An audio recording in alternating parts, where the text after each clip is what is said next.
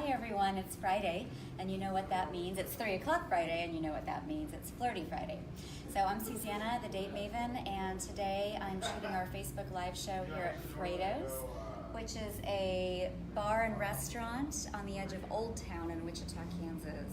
It's just along Washington and 2nd Street, I guess. So anyway, it's a good place to kind of kick off the weekend if you can cut out from work early, or to come for maybe a little live music or drinks. There's some very inventive cocktails here made by a very talented bartender. Maybe Danny Ivy is watching, I don't know. So I want to talk a little bit today about needs and expectations in relationships and the role of happiness or joy in how we approach relationships. And I'm just going to be honest with you. So I usually try to think a little bit in maybe a day or two in advance of doing these shows about what do I want to talk about, what are people asking about this week. Well, last night when I went to bed, I didn't have a stinking clue. I had no idea. And I just thought, well, you know, I'm going to trust. it'll come to me. Maybe I'll dream it. Who knows? Maybe I'll wake up in the morning and like the light bulb will turn on. So that kind of happened. Not quite that way, but usually when I'm trying to fall asleep, I am listening to a, sorry, there's a little bit of something going on over there. I'm listening to a guided meditation app that I use. It's called Insight Timer. It's easy to download on your phone. And I'll listen to a series of meditations to just kind of calm my brain so it's not quite so busy and overactive, and help me to get into more of a peaceful, relaxed state for sleep. So last night I was listening to a little talk by someone who goes by Sadhguru, and I don't know much about him. I need to Google him. He is based in India, and he gives talks. He probably comes to the US once in a while. You'll have to Google him. But his talks are very spiritually informed, very spiritually evolved. He speaks a lot about the human condition and things that we tend to do that increase suffering, and things that we could do to minimize suffering. So I don't know about you, but I'm all about that. And so he shared some thoughts about relationships that I just thought, I've got to, first thing in the morning, wake up and jot all that down, because that's just golden truth right there. So I'm sharing that as a preface to let you know that today's topic is a little bit soulful, and it's not really light and fluffy. So, you know, buckle up. It's not sad, don't worry about that, but it's deep. So are you ready? Here we go. So one of the things that he was saying was that as humans, one of the reasons we're seeking relationship is because we have a sense of incompleteness. People are forming relationships, whether they are friendships or work relationships or romantic relationships or other, in order to experience that sense of completeness within ourselves that we all long for. And it is our human condition to crave it, I believe. When you have a good relationship with someone who's close to you, be that a sibling, a lover, a parent, a ride or die friend, if you're lucky enough to have one of those, then you feel complete. And when you don't, there is a sense of incompleteness. So the twist is that each of our lives, each individual life, is a complete entity unto itself. Sit with that for a moment, because I had to kind of read that twice. Every single life is already complete. So why do we feel incomplete? And why does my life try to fulfill itself by making a partnership with another piece of life, and vice versa? Why does your life try to fulfill itself by seeking partnership with another piece of life? Well, the fundamental reason is that we have not explored this life to its full depth and its full dimension. And when you are experiencing life in its full depth and full dimension, then you magnetically attract. It's like someone just turns on the magnetic field, and people are naturally compelled towards you. There is a way, of course, being humans, that we tend to muck that up and make it more complex. We add something called expectations. The expectations that most of us have, and I'm including myself in this group, right? There is no other human being on the planet that could meet those expectations. Or there's no one who could fulfill all those expectations all of the time. And yet we get really clenchy about our expectations. We get really married to our expectations. So this is an opportunity for us, you and me both, us to ask, I think I made a hybrid word there. What are my expectations for all my different relationships? What are the ones I have verbalized and what are the ones I have not verbalized? Trust me, most of our expectations are probably in the unverbalized category. In other words, the other person doesn't even know we have them.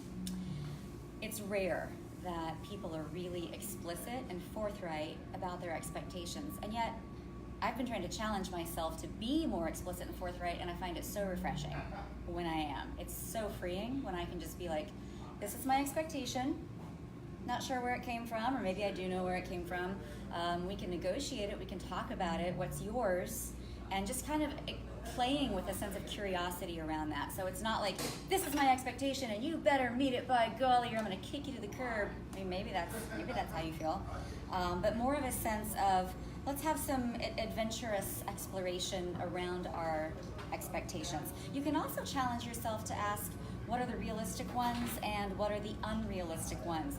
And again, all of us, myself included, have some of both.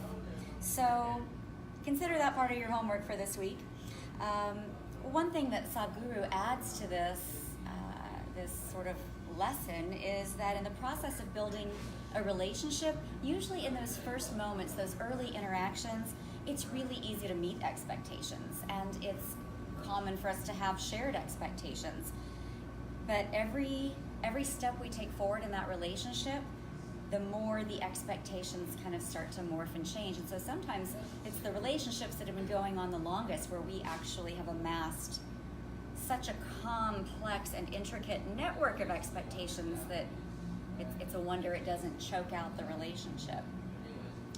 Expectations change, people change, circumstances change. If we expect anything other than that, that's foolish. That's foolery. It is hard to anticipate and predict how we are going to change and how our expectations are going to change. And if we expect someone to be consistent throughout their lifetime, that's probably not fair or realistic. So some of you might be thinking, she's talking about the way that my last relationship ended, or she's talking about the reason I'm going through a dissolution right now, or whatever. Your partner's expectation is going to be changing if they are growing, and it's going to be changing as their image of themselves is shaped through their relationship with you and how you reflect them back to themselves. So for this reason, you'll hear people say things like we grew apart, or we were going in different directions, and that happens. It is somewhat sad to me, but a reality, that relationships are a real source of conflict for so many people I know right now. Sadhguru made the observation that there's probably more conflict occurring in the four walls of our homes than there is anywhere else on the planet. But there just aren't guns and grenades going off, so we don't really hear it and see it and recognize it and address it. The conflict might be more like we're giving each other the silent treatment. It's more of a domestic Cold War, as I call it. But it's happening because people's expectations are changing, and they're not changing in the same increments and at the same pace. So, okay, back to kind of the original thread. Fundamentally, why have we sought relationship? Because if you find, it's human tendency that if a human being finds him or herself without relationship, then depression results. So fundamentally, we're seeking relationships because we want to be happy. We want to be joyful. But I would key you in on why it might not work as elegantly to try to find your happiness in the other person, or seeing that other person as the source of your happiness. So here's where his theory gets juicy. If you're happy by your own nature, then relationships will just become a means for you to express your happiness. Let me drop that again. If you're happy by your own nature, then your relationship is really just a platform or a medium for you to express that happiness. Is anyone else like feeling that like I am? Like that's just really resonating in me. If you're forming relationships to try to seek that happiness, or you're in one and you're just trying to squeeze all the happiness out of it that you can, and your partner's trying to squeeze all the happiness out that they can, that's going to be a painful relationship. That's a lot of effort. It's a lot of squeezing. But if you become joyful by yourself and you're forming relationships is really just a way to sort of let the joy trickle out from you, then no one's going to complain about you or abandon you or betray you. I can't say never, but it's certainly less likely, because you're in the process of expressing your own joy, and that other person just kind of gets to bask in it, and you're not seeking joy. Give me joy, give me joy, give me joy from the other person. That's the golden nugget. So here's your takeaway. If your life becomes an expression of joy, not in pursuit of happiness, then your relationships will naturally be wonderful. And in that mindset, you get to get out of that circus that I know is driving so many of the people that I work with crazy, where you're trying to fulfill somebody's expectations, and then there's like new expectations that arise because apparently once you met this one, then they get a new one crops up. That can just be crazy making. So be an expression of joy, and people will want to be with you. Plus, happiness is the #1 aphrodisiac. So with that said, that's my little truth bomb, little sermon for the day. I want to look around and see if I can find Fredo to join me here for the our sort of wrap up. And we did a little better this week. Last week we went long. This week I was on task. Fredo, it's good to have you. Good to see Pleasure. you. Thank you for have having a me. seat. Thank you. And now we get to talk about the fun stuff. Your bar Thank you. is elegant. Hello. It's colorful. It's beautiful. Thank you. Tell me a little bit about, like, so every entrepreneur, the whole thing starts as a vision right here before it gets That's correct. manifest. And I really wanted to spotlight Fredo's because I think it's a great date night spot. It's good for a first date. It's good for an anniversary date. It is. So tell me about the vision that was here before you made it happen. So what I was wanting to touch base with, give people an idea, give people a place where they don't have to go super fancy or sports bar-ish type of an establishment. With us, I wanted to keep it elegant, keep it simple, keep it to where it's fun. People can come in and be on a date, take your wife out or husband on, your anniversary date. Pairing up the wines, the selection, it gives you a good, nice ambiance. It's something different, and I think that's what this place gives you. Yeah. The colorful aspect of it, like you were touching base, it's just a nice place to be. It's very warm, it's very contemporary, and I want to give a little bit of a shout out. I know Danny Ivy always brings me something that surprises me when he makes a drink. Yeah. He's doing a good job for us, by the way. He's always got something up his sleeve that I'm like, okay, well, how about that? Yeah. He does well for us. So do you have any drink specials that are going on either tonight or this weekend that people might want to take advantage of? We are. We do weekly drink specials. They're going to start next week. We're going to start something fun called Wines Days.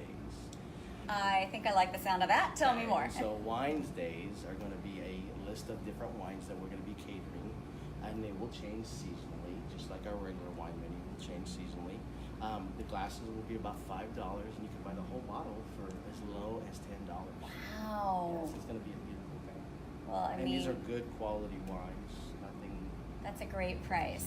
Absolutely. Yeah. I think it's going to be a lot of fun. So if people want to do that, can they just show up? Do they need to make a reservation? And we take walk-ins, we take reservations. As business continues to grow and as business continues to develop, it probably would be a bad idea to make a reservation.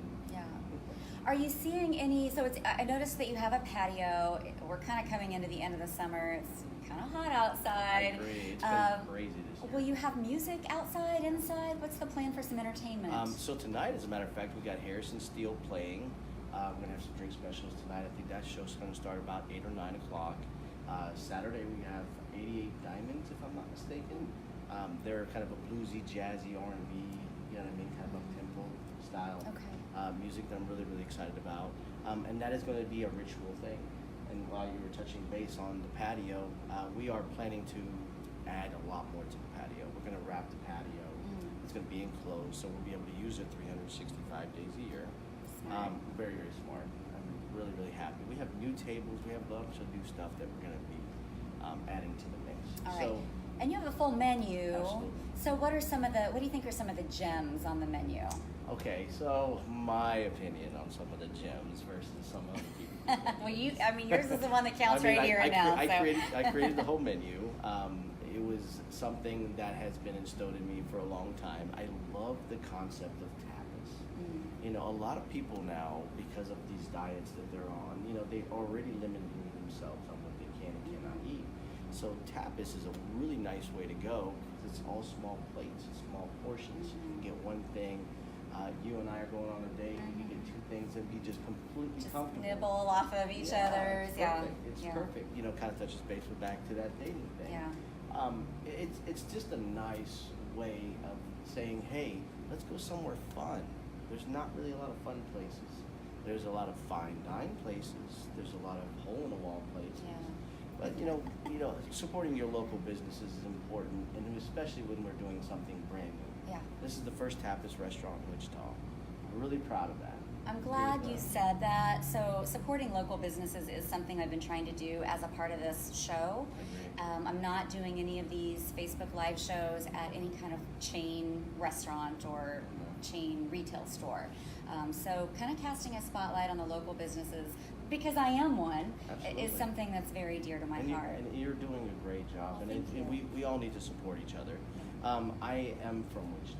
You know, I grew up here most of my life. I know the ins and outs of Wichita, you know, so this is home to me, and I wanted to give something back. And the thing is, if you want to see more innovation like this, you have to support it. Because you need to let other entrepreneurs know, okay, it's always risky to be an entrepreneur, but maybe it's less risky because they saw this guy or this girl succeed at the idea. And yep, tapas is brilliant for a date, because I know I don't want to be rolling out feeling like I just ate an entire chuck wagon dinner, and you still have a whole night ahead. You want to be romantic. Absolutely. You want to feel good in your dress. And, yes, you do. You know, with us guys, we want to look good in our shirt. I don't want to be like busting my buttons open there, so that's not sexy. Glad we're on the same page. You're on the same page.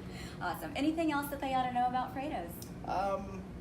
It's a fun place. It's a small, like I said, local, locally owned company. My father was an international chef. He started some of the fine dine restaurants here in town, and I want to keep his legacy kind of going. And I'm going to continue to innovate and do different things and bring new concepts to town. But I need your help. And you know what? I need local support. Here's what I love about this guy. So when I came and I was trying things out, you're so friendly. Like, he'll come out, he'll greet you. I love it when the proprietor comes to the table and says, "How is everything? Do you like it? Do you have any feedback?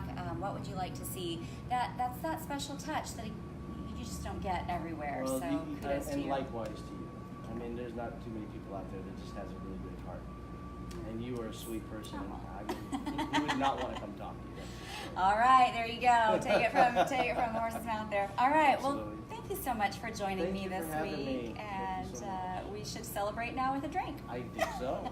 All right, so we will have another Facebook Friday next Friday afternoon live at 3 p.m. I think we're coming from a retail boutique on next Friday, so I know the ladies will definitely want to tune in for that. And if you want actual free dating tips and invitations to special events, the only way to get that exclusive content is to actually go to the datemaven.com website, and I've got some gifts for you there for sharing your email. Then I've got an ebook for the ladies and a video for the men, and then you'll get some regular cool content from me, usually on Thursdays-ish.